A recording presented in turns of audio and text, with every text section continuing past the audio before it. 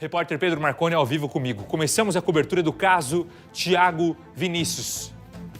Sábado, Thiago Vinícius desaparece na mata do Parque da Issaco Ikeda.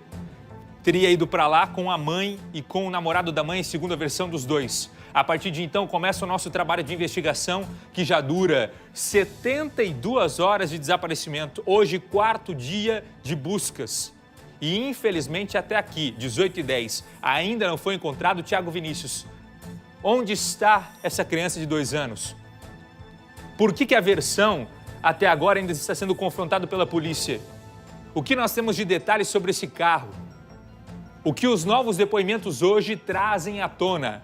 Que novidade temos até aqui? Temos imagem de câmera de segurança que você vê pela primeira vez, vejam só. A gente abre o nosso Cidade Alerta de hoje nessa cobertura especial com a câmera que você não viu ainda.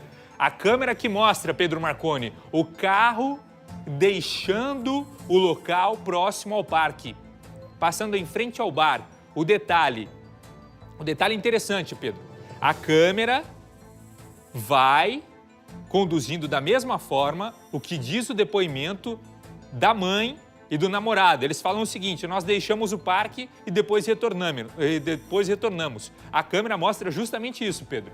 Boa noite para você mais uma vez.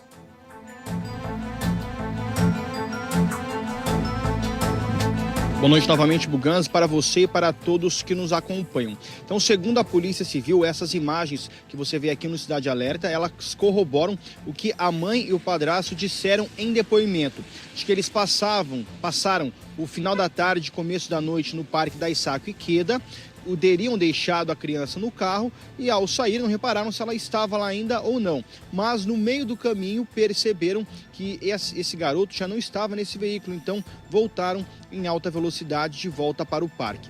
Então, a distância do parque até onde eles teriam percebido que a criança não estava no carro é de aproximadamente 4 quilômetros. São 5 minutos de viagem, levando ali, em média, a velocidade normal da rodovia João Alves da Rocha Loures, que é de 70 km por hora. E essa câmera de segurança, ela fica no meio de caminho entre o parque e também a penitenciária. E segundo a Polícia Civil, ela mostra que essa família passa ali pela rodovia, logo após deixar o parque, por volta das 7h48 da noite de sábado, numa velocidade tranquila, aparentemente, como mostram as câmeras. Só que aproximadamente, na verdade, um minuto depois, esse carro ele volta aí em alta velocidade. Nesse intervalo teria sido o tempo que a família percebeu que o Thiago Vinícius não estava no veículo. Essas câmeras, elas foram colocadas no inquérito, foram incluídas então nessa investigação aberta pela Polícia Civil, além de outras imagens que também têm sido colhidas desde sábado pelos investigadores, não só aqui de Londrina, mas também do SICRID, o Serviço de Investigação de Crianças Desaparecidas, que tem servidores de Curitiba aqui em Londrina auxiliando em toda essa apuração.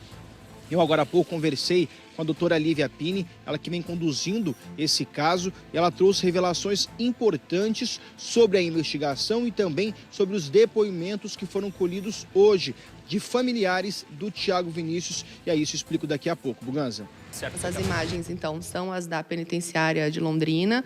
Elas corroboram a versão da família de que eles saíram do parque em uma velocidade tranquila, em sentido cidade. Em determinado momento deram falta da criança e voltaram em alta velocidade. Isso é captado pelas câmeras, eles indo e voltando em alta velocidade. Então, novamente, confirma a história que eles contaram sobre como se deram os fatos.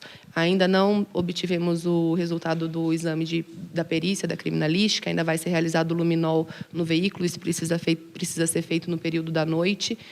Também ainda não temos o resultado da extração dos celulares, a decisão judicial saiu hoje, isso foi para a inteligência também na data de hoje. Doutor, em relação, por exemplo, ao depoimento que foi dado pela avó materna, pelo tio, o que eles trazem ali em relação ao convívio da família, ao próprio tratamento com a criança?